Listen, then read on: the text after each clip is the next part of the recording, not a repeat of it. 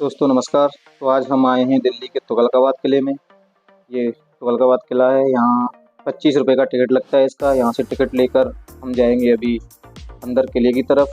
आपको दिखाएंगे तुगलकाबाद किले के बारे में, इसमें क्या है, क्या क्या चीज़ें, इसका निर्माण किसने करवाया और ये खंडर कैसे बना, इन सब चीज़ों के बारे में आपको बताएंगे। ये सामने गयासुद्दीन तुगलक का मकबरा है, इसके बारे में भी बताया गया। ये किले का मेन गेट, मेन एंट्री है। यहाँ से पैदल चल के सामने जो दिख रहा है, सामने जो छोटा सा गेट दिख रहा है वो है इसका एंट्री गेट। तो यहाँ से अंदर जाएंगी। अंदर क्या क्या चीज़ है इसमें आपको बताएंगे। तो ये तुगलकाबाद फोर्ट है, ये दिल्ली मेहरौली रोड पर स्थित है। तो तुगलकाबाद शहर की स्थापना गयासुद्दीन तुगलक ने 1321 ईस्वी में की थी और लगभग 4 साल में इस किले का निर्माण पूरा हुआ था। जो गयासुद्दीन तुगलक वंश के संस्थापक थे। ये पूरी हिस्ट्री लगी हुई है इसमें, यहाँ आप इस किले के बारे में पढ़ सकते हैं। तो ये दिल्ली के 7 शहरों में से एक शहर है, तीसरा शहर है। इस किले से कुतुब मीनार की दूरी महज 8 किलोमीटर है, जो मेहरौली में पड़ती है। इस किले के जस्ट सामने गयासुद्दीन तुगलक का मकबरा भी है, बना हुआ है, जो लाल बलुआ पत्थर का बना हुआ है।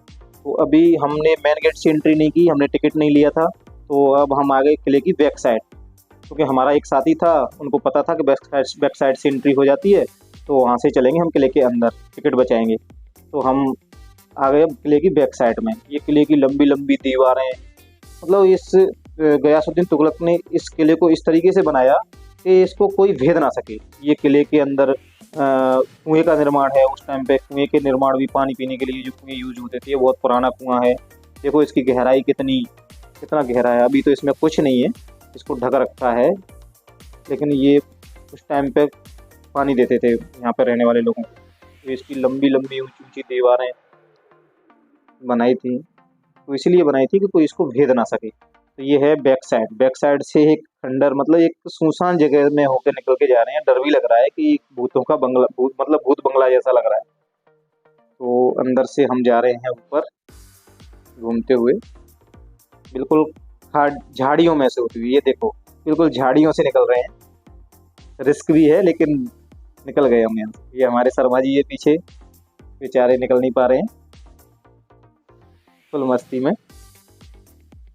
निकल गए यहाँ से। ये शर्मा जी हैं, ये हमारे बने सर हैं, ये शर्मा जी को खींचेंगे।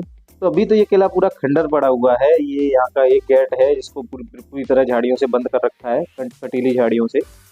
तो इसके अंदर बिल्कुल खंडर पड़ा हुआ है। इसको कैसे खंडर हुआ, एक शराब, मतलब किसने शराब दी, इन सब चीज़ों के बारे में हम आपको बताएंगे। तो ये शर्मा जी निकल रहे हैं, निकल गए जैसे तैसे, फंसे नहीं झाड़ियों में। तो हम जाएंगे अब ऊपर की साइड, बिल्कुल झाड़ियों से निकलते हुए। ये साइड में सीनियर सेकेंडरी स्कूल है, इसका प्लेग्राउंड है। ये तुगलकाबाद गांव के लिए रोड जा रहा है। ये झाड़ियाँ। अब आ गए हम किले के अंदर। तो इस किले की एक हिस्ट्री है, अलग ही हिस्ट्री है, तो इसके बारे में हम आपको बताएंगे। जब आप किले के अंदर प्रवेश करोगे तो आपको आधी टूटी हुई ढलान वाली दीवारें, बड़े बड़े बुर्ज और टूटे हुए महराब आपको दिखाई देंगे, और अंदर आपको हर जगह सिर्फ खंडहर ही खंडहर दिखाई देंगे।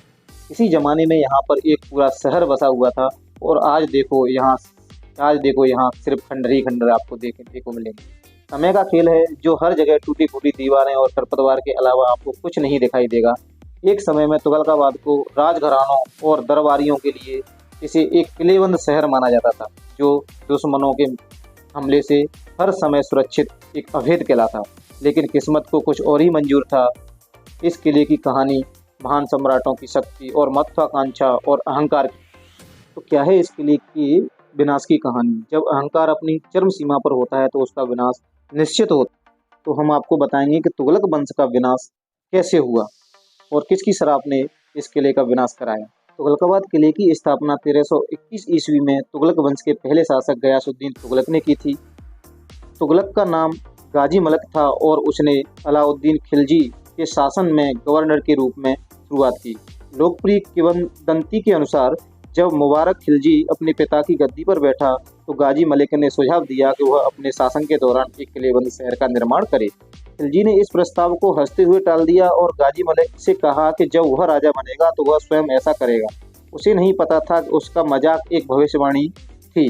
1320 ईस्वी में खिलजी की मृत्यु हो गई और गाजी मलिक ने तुरंत उसकी जगह ले ली और इस तरह गाजी मलिक गयासुद्दीन तुगलक बन गया और यहीं से उसके महत्वाकांक्षी सपने की शुरुआत। उन दिनों मंगोल राजाओं के हमले आम थे। तुगलक एक ऐसा किला बनाना चाहता था जो दिल्ली की सल्तनत की रक्षा करे, जो अभेद हो। उसके लिए उन्होंने ये देखो अंडरग्राउंड छुपने की जगह भी बनाई थी, जिसमें लोग छुप सकें, कोई हमला करे तो। बैरक बनाई थी। ये बहुत लंबी है और दोनों साइड इसमें कोठरी हैं जिनमें लोग छुप सकें। या ऐसा भी माना जाता है कि इसमें लोग बंदियों को भी रखा जाता था, जो यहाँ पर बंदी बना के रखते थे उनको भी रखा जाता था। और ये छुपने की जगह भी उसने बनाई थी। ये बहुत पुरानी बनी हुई है, देखने लायक। इसकी दीवारें बिल्कुल पक्की हैं, ईंट पत्थरों की बनी हुई हैं, पत्थर और चूने का निर्माण किया गया है। ये देखो कोठरी, ये छुपने की जगह थी किले के अंदर, बिल्कुल अंडरग्राउंड है नीचे की ओर। तो इसलिए उसने मजदूरों को ऊंची दीवारें, लड़ाई के मैदान और अर्धगोलाकार गढ़ बनाने के लिए लगाया, जहां से दुश्मनों की पहचान की जा सके और उन पर हमला किया जा सके।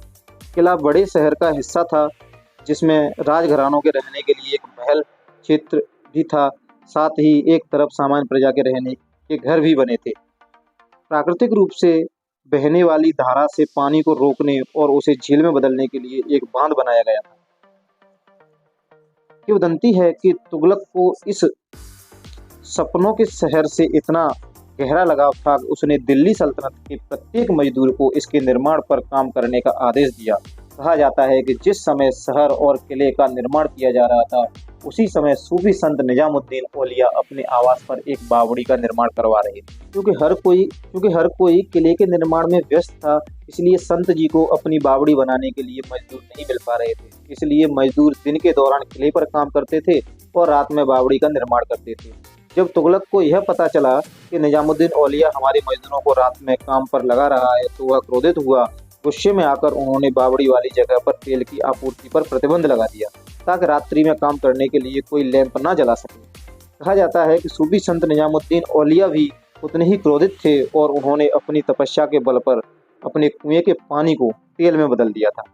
और उन्होंने क्रोधित होकर तुगलकाबाद शहर को श्राप देते हुए कहा, हाँ रहे उज्जर या बसे गुज्जर, हाँ रहे उज्जर या बसे गुज्जर। इसका अर्थ है कि यह किला या तो उजाड़ रहेगा या चरवाहों द्वारा कब्जा कर लिया जाएगा। तो आप देख सकते हो ये किला बिल्कुल उजाड़ पड़ा हुआ है और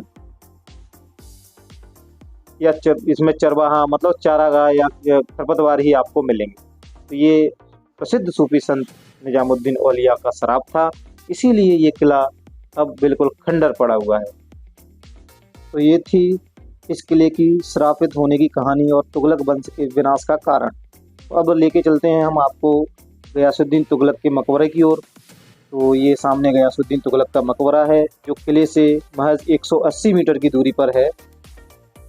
यह लाल बलुआ पत्थर का बना हुआ मकबरा है, जो संभवतः तुगलक के जीवन काल में बनवाया गया था, जिसमें गयासुद्दीन तुगलक, उसकी पत्नी और उसके उत्तराधिकारी मोहम्मद बिन तुगलक की कब्रें हैं। ये इसका मेन गेट है। अगर हमारी वीडियो आपको पसंद आई हो तो इस पर आप लाइक और कमेंट्स ज़रूर करना। और अगर आपने हमारा चैनल सब्सक्राइब नहीं किया है तो चैनल को सब्सक्राइब करने के बाद बेल आइकन का बटन ज़रूर दबाएं, जिससे हमारी ऐसी ही ऐतिहासिक वीडियो देखने के लिए आपको नोटिफिकेशन मिलता रहे। वीडियो देखने के लिए आप सभी को बहुत बहुत धन्यवाद। मिलते हैं अगली नेक्स्ट वीडियो में। जब तक के लिए आप सभी को राम राम।